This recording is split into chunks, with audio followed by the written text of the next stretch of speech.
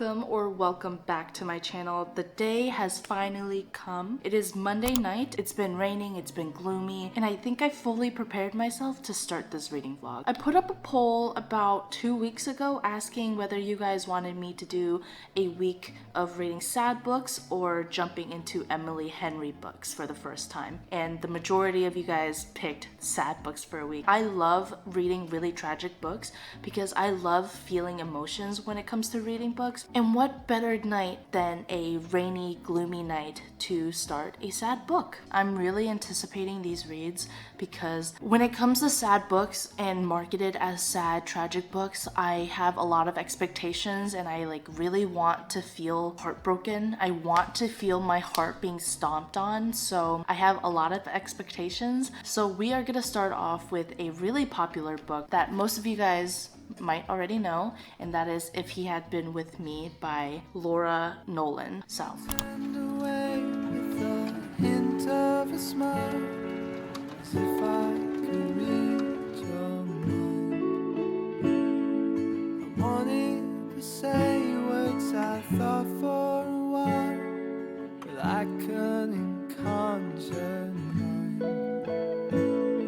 When people said this book was sad, I really was not expecting them to mean like this.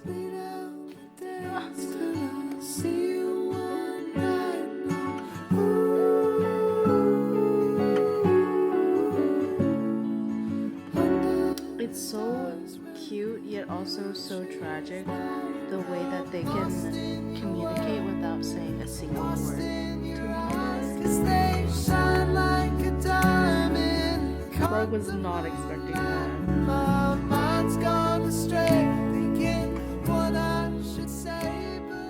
It is currently 9:25 and I've been reading for a little bit now. I stopped at chapter 20, page 90 something. I wanted to give you guys an update because I'm about to head out and grab some food before I read for the rest of the night. I was not expecting the pain aspect of this book. I was really fully prepared to deep dive into something really tragic, but that's not how it is at all. So you have this girl named Autumn. She has this childhood best friend named Finn. They end up growing apart as they got older. We see her going through her freshman year of high school. That's when it starts, and she makes new friends, and it's everything seems like it should be good and happy and okay. There's just little jabs of sadness and oh, you feel so bad, and I can just see all of this kind of adding up towards the end and it really punching you in the gut. It's so sad because it's not even about the romance, it's just friendship. We can all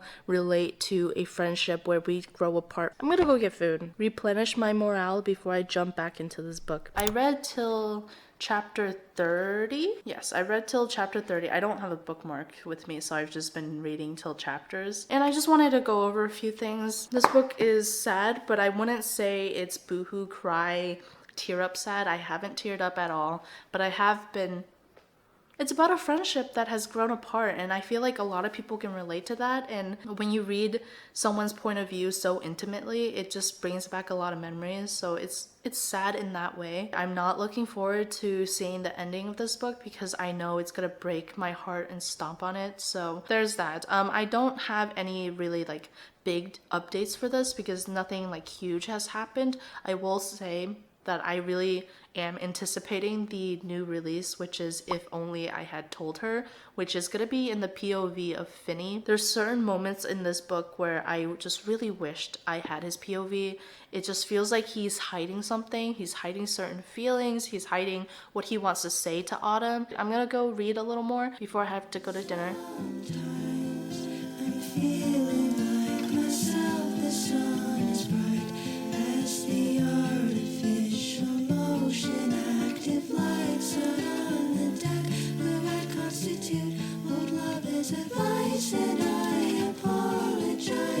So far this is her life throughout high school, and it's so relatable. There are things that she says and things that her friend group does feel so relatable. This is so high school. Thinking back on it now as a 24-year-old, this is exactly what happened in high school, and it's so funny to read now because obviously I'm older and I know better, but it's This is so embarrassing. Like reading this and being like, oh my god, that actually did happen.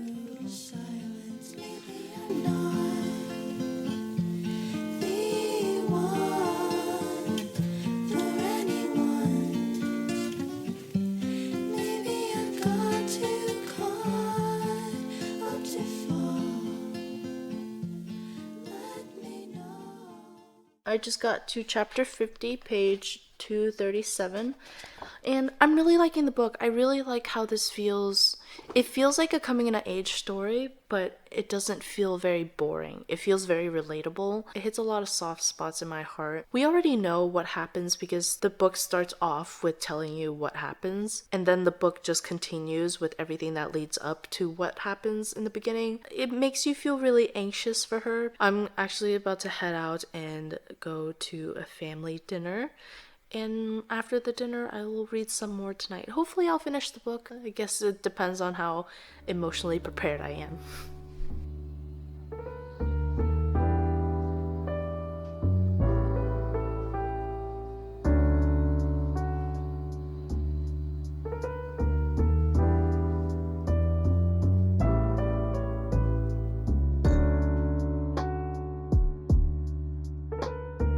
I have thoughts.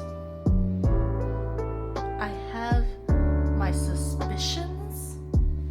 And I really, really hope that they're not right. Because, oh my god, I feel so... I'm like thinking the worst right now, and I'm so scared.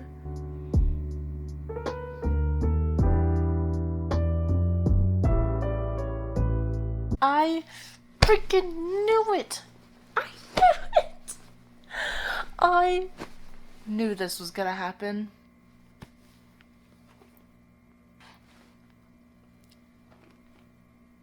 Oh, I'm so mad. I can't even be sad because I'm so mad.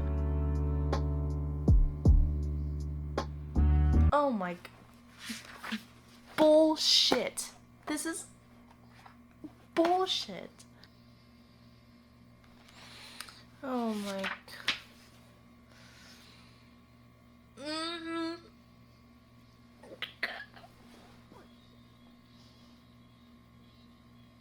They're so... oh my god.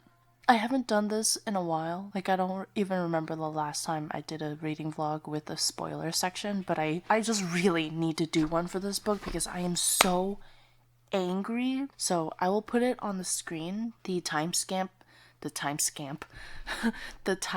you guys can go to if you don't want any spoilers. Please skip to this timestamp now.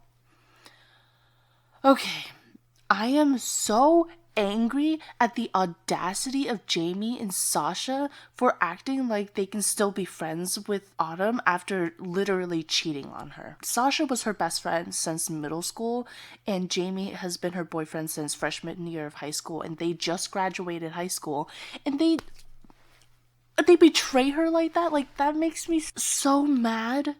Like, I saw it coming. I really did. I saw it coming, and as soon as he went, oh, we need to talk about something, I was like, oh, it's done. But I was holding out. I was really holding out and was like, oh, maybe Jamie just wants to break up. Like, that's fine. People don't work out sometimes. Like, I'm not gonna be mad about it. But when he said him and Sasha, and they slept together before prom.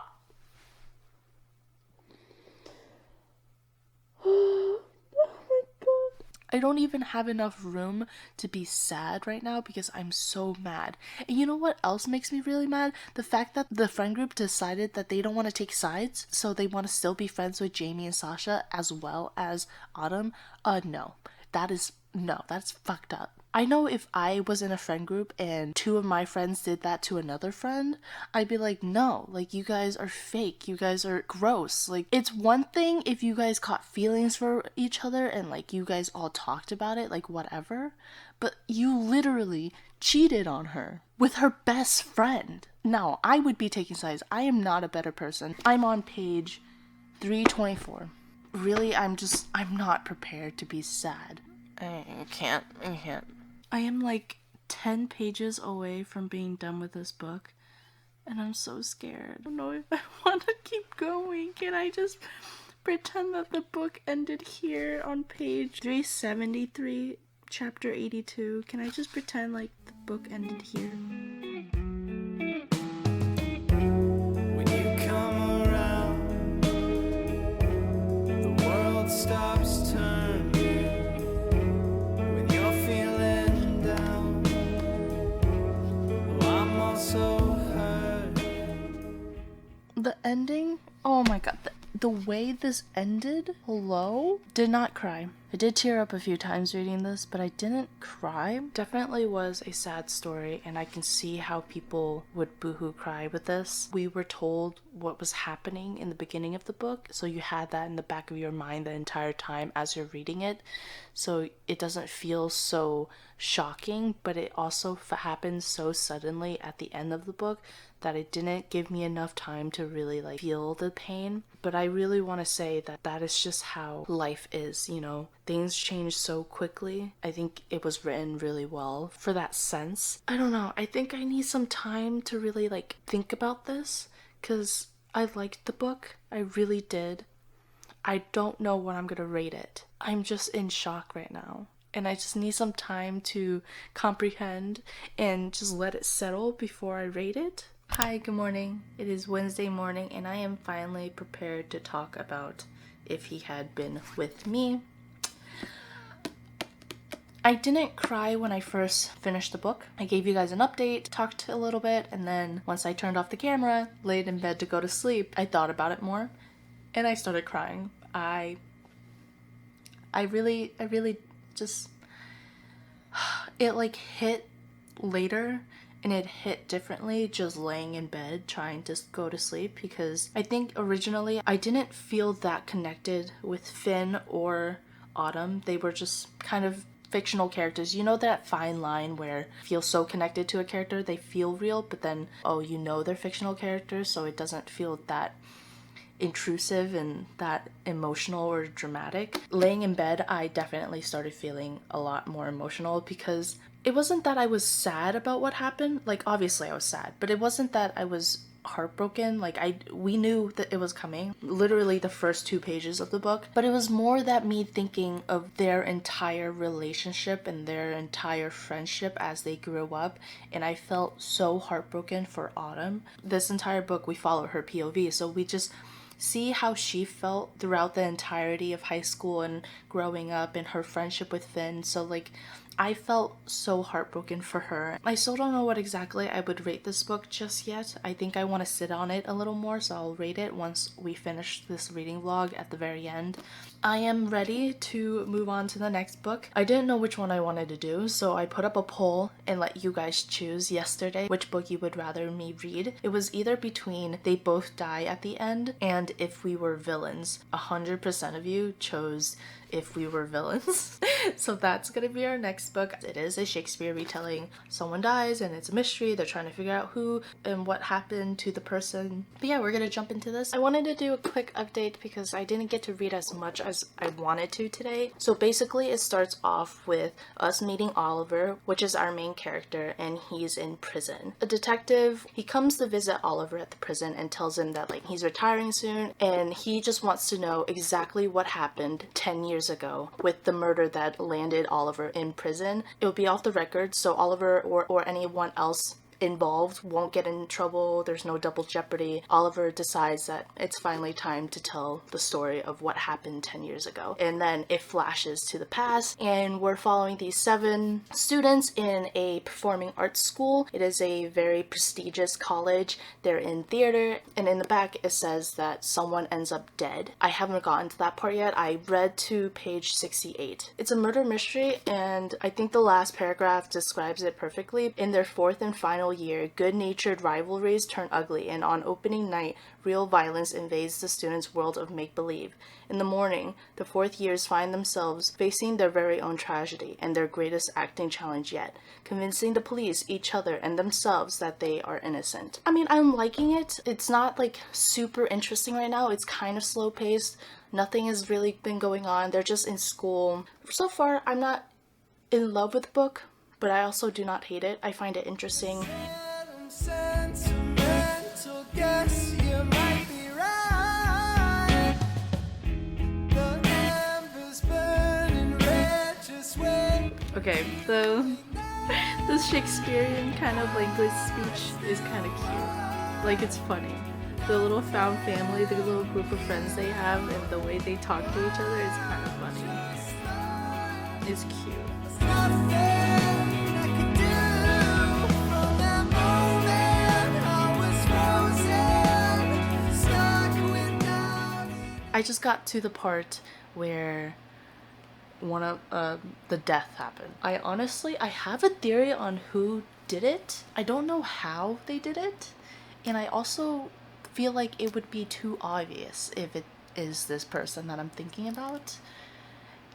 So I'm not too sure. There's still so much mystery around it that I don't know exactly like who and what. Like, I'm in shock. It happened so suddenly. I have no idea how to even like comprehend what is going on. I'm on page 145. I'm always halfway through this book and I'm really liking it. Right after I told you guys that it wasn't really like super fast paced, like nothing much happened and I don't love it or hate it, like right after that update, it started picking up and things got really interesting. It makes you mad. This book makes you so mad. What is up with books making you mad when I'm trying to be sad? I'm trying to cry. I'm not trying to punch a freaking wall. Like, this book is very dialogue heavy, which is really, really nice to read. Like, it makes reading and the storytelling a lot easier to comprehend, and it's going by so quickly. Like, I'm really enjoying it. I'm really, really, really curious to figure out who did this. I can't say anything. I can't say anything. Good morning. It is currently about 8 o'clock, a little bit past 8 in the morning, and I have about an hour before I have to actually start work, so I was gonna use that time to read a little bit. I'm really excited to see how all of this is gonna go down, so hopefully I finish this book today so we can start on this third book.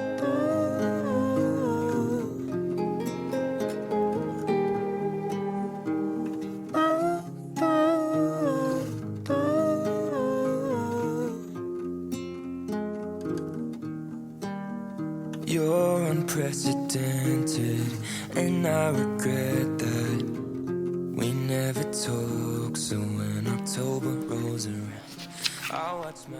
Hello, I honestly do not remember the last time I gave you guys an update. Was it Thursday? I think it was Thursday morning. Yeah, I think the last update I gave you guys was Thursday morning, and it's currently Friday night. I did read some on Thursday. There just wasn't much to really talk about without giving anything away, so I didn't do an update. But now I am on page 300. I have about 50 pages left. And it's Friday night. I want to finish it so I can start the next book. There still isn't much to talk about. I think I'm having fun reading the book. It's entertaining. Like, I'm not bored, but I feel like it says a lot if I don't have anything to say about the book. I feel like I should have something to say after reading another 100 or 150 pages. I feel like I should have something to tell you guys, but there isn't really anything standing out to me that I want to say. But I'm enjoying it. I really like the mystery aspect. I don't know how this is gonna all wrap up. I have a theory. It hasn't been sad at all. Honestly, like, the only sad parts are their found family, their friend group is the most important thing to these kids, and they're not kids, they're in college, but you know what I mean. Like, their friend group is basically their family because they all have really, really difficult and complicated family backgrounds, so they gravitate towards one another. So like, things falling apart in their friend group after the death of this one person, that is the sad part, but I don't know how this story is gonna make me cry. Okay, so I finished If We Were Villains, and I did not cry. I felt the tragicness of it all, and like the love and the betrayal and all of the secrets and stuff, but I think it was because I saw it coming. I kind of guessed who did it because they kind of had the most motives, you know, like it just made sense. Along the way, I guessed a few other things. Towards the end, there was another thing that I also guessed. Like, I just saw these things coming, so I guess me coming up with this stuff before I even read it kind of took away the sadness part of it. Like, it was sad, but it didn't hit very hard because I just saw it coming. It's not that late right now, so I think I'm gonna start the third book for this reading vlog and finish it this weekend. We're gonna start the third book, which I put a poll up on my YouTube channel between the Song of Achilles or Archer's Voice. Archer's Voice was winning at the beginning, but the Song of Achilles ended up winning. I have a lot of expectations for this book because Natalie read this and she boohoo cried throughout the book, and I'm ready for that. I'm ready to feel emotion and pain like that, like to cry. Like, I want to cry like I cried when I read The Nightingale by Kristen Hanna. Like, I want my heart to be broken.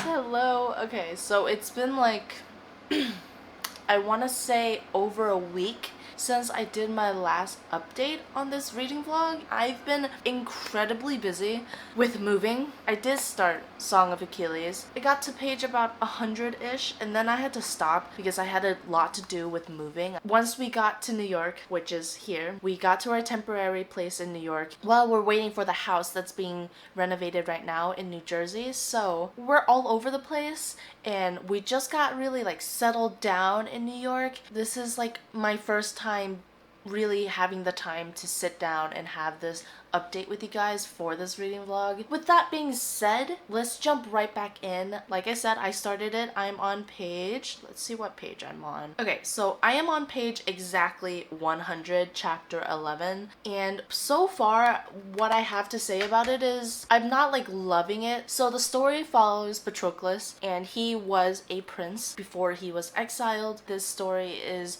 an adaptation of Homer's Iliad. It focuses more on the companionship of Achilles and Patroclus and their time during the Trojan War, as well as their relationship with each other and the romance behind that. I don't feel any type of connection with the characters at the moment. I am still just like 20, almost 30% of the way through the book, so that's fine. It's understandable. I don't have anything really to say other than that, like, the story feels like it's going very quickly. Everything is going really, really fast, and I feel like there's a lot of time skips, and you kind of don't really have time to dwell on their relationship with each other, their friendship. It happens, and then there's a time skip. They do all this stuff, and another time skip, and they do a lot more stuff, and it's just a lot of time skipping that makes me feel like I'm not getting enough of the character for me to feel attached to them. I feel like with 100 pages, it should have a lot more than what it does. Regardless, we're gonna continue reading and see how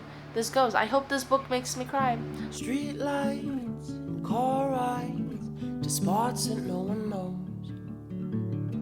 Good hugs and hot mugs and blankets in the cold. They're the things reminding me living life is pretty neat. And across my mind run the reasons. Okay, I'm on chapter 23, page 228, and I'm starting to feel like really sad about this whole book because he is so kind, and like he always wants to do the right thing and be a good person in our standards. Obviously, like the Greeks and the Greek mythology, like their standards were always kind of skewed. He is a good person and he wants to stay a good person, so it kind of like, it really breaks your heart when he tries to be good, but life has just given him really, really unfortunate circumstances where, like, it doesn't make him a bad person, but it makes you feel so bad for him because of the things happening around him that he can't control. And it's really heartbreaking because, like, he makes Achilles a good person. Achilles is a good person himself, but I think because he was born to do and play out this prophecy that is given to him, Achilles isn't like Patroclus, but having Patroclus as a companion and having that relationship really makes him also a good person. And they're just trying to keep the little bit of humanity and morals an ethics to themselves, but they can't because it is war. I know a little bit of Greek mythology, and like I know the story of Achilles. I know what happens at the end. The author has a really beautiful way of writing description and just world building in this book, so I can see her writing making me cry rather than like the story itself, because I have an idea of what's gonna happen. You can see I'm in my little like cocoon sad phase right now. Like reading this is just so heartbreaking because everything is just not working out.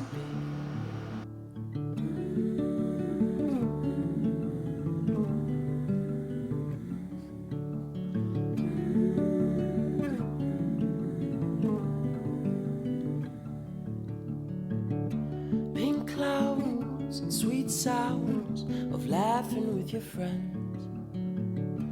Fresh snow, the moon glow, and views that never end.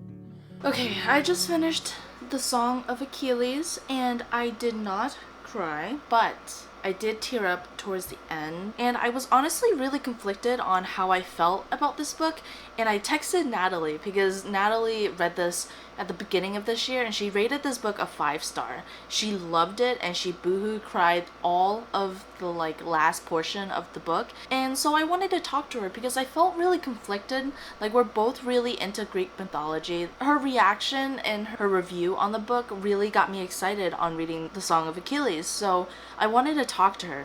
And I told her my feelings, why I was a little bit conflicted. I felt like Patroclus was written to be like weaker and soft, but in Greek mythology, he isn't like that weak. You know, he is a warrior in his own right. But I feel like he was so much more toned down than necessary that it felt really weird. And I understand, like, the author has full right to change whatever she wants in her own adaptation of the story. So, like, I do not fault her for that. It just felt a little weird going from such a young age to adulthood and just having such a tragic life, and the only good thing was him meeting Achilles and just falling in love and finding that kind of love, but it was also still such a tragic love story. And so I wanted to go over some of the things she says because I fully agree with her. I completely agree. I think it's just different viewpoints of how people can digest books and information completely differently. Like, I did not hate the book. I still really enjoy the book,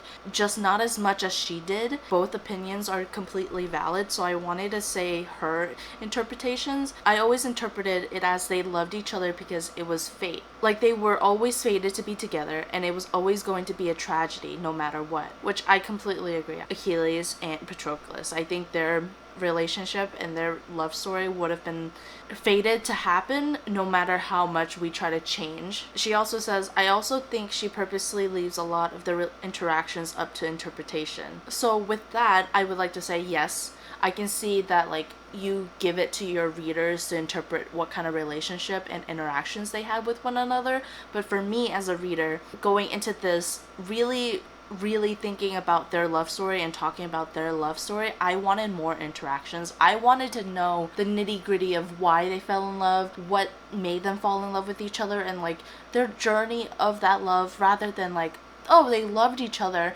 and then yes, the Trojan War and then all of that. I wanted to know more the behind the scenes. So she said, I love Patroclus and Achilles because I read that entire book knowing what was going to happen, and I think that's what made it good for me. Like, knowing it was going to get my heart broken and reading it anyways. And I think that's where it's a little different for me and Natalie. She and I both knew already the story of Achilles and Patroclus, but for her, it was more heartbreaking to actually read and going through it again and in depth. Like, it broke her heart. But for me, I knew what was coming, and I guess I guarded myself a little. And without that extra oomph in the romance and the behind the scenes of why they loved each other, I didn't feel that heartbreak because I knew what was coming. Now that we are done with the reading vlog, I'm gonna go over all the books that we read and finally rate them because I wanted some time to really go over and think about it. But let's go back to what I first read in this reading vlog, which is If He Had Been With Me. Now, I think out of all the books in this reading vlog, I think this one was the most heartbreaking for me, in the way of that, like, I was so sad the entire book. Like, I was sad throughout these all three of these books, but for this one, the entirety of this book, I was just so like, it just, the little pins of needles and pain to your heart throughout this whole book. And I really, really enjoyed it. I am going to rate this book a 4-star. I really did like it, but there were some moments that I was like, oh, like this is a little bit dragging, like I'm a little bit bored sometimes. What I didn't really like also was how abrupt the ending was. It was just so abrupt. It felt super rushed. I know there are controversial feelings about the ending. Some people love it, some people, like me, just feel kind of rushed. If I Had Told Her comes out and I read Finn's perspective on everything, I think this is gonna hurt a lot more, and this ending will feel more like a drag out rather than abrupt, you know, because since we only have Autumn's perspective, it just feels really abrupt, because it was for her. But for Finn, it's gonna be more dragged out and more painful, so I'm really ready to read his perspective, and I'm really, really excited. And then the next one we read the next one I read, If We Were Villains, and this one, I liked it, but then there were also moments where I was like, eh. It's so weird because this book was dialogue heavy, but then also very descriptive. Like, it was written like a script, like their name and then their dialogue, and that was fun to read. But then when it was Oliver's POV, it got a little descriptive. Sometimes it felt like, okay, like I get it, let's move on. But overall, I enjoyed it. I like the Shakespearean tragedy retelling. I will rate this book a 3.5. I just felt like I guessed a lot of it.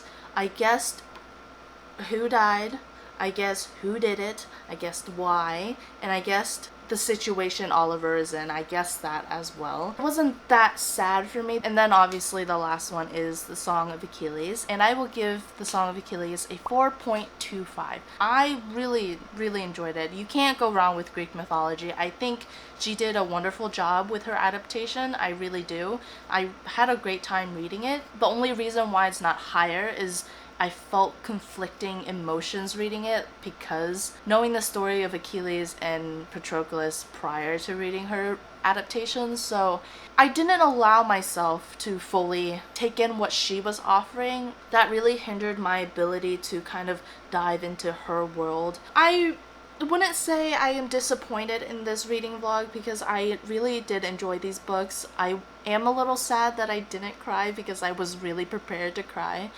But I had fun. Overall, I had a lot of fun reading these books, and I would do this reading vlog again. Comment below what books made you cry, like really, really cry, and maybe I'll do another one, because I really do love when books cause me pain, because it's just so good when a book can inflict that kind of emotion on you. Like, anger and happiness and giddiness is one thing, but when a book can make you really sad, it's so good. So if you guys can comment down below any other books that like are really heartbreaking and sad for you, definitely let me know, because I would love to do another reading vlog like this. Other than that, that is the end of the video. It has been a very long reading vlog, so thank you for sticking around if you have, and I will catch you guys in the next video.